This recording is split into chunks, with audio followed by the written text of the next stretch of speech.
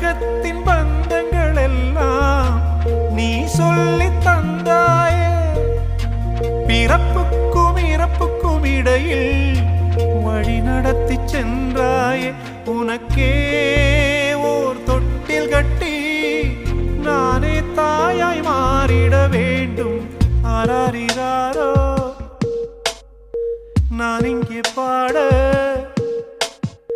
தாயே நீ கண்ணுறங்கு, என்னோட மடி சாய்ந்து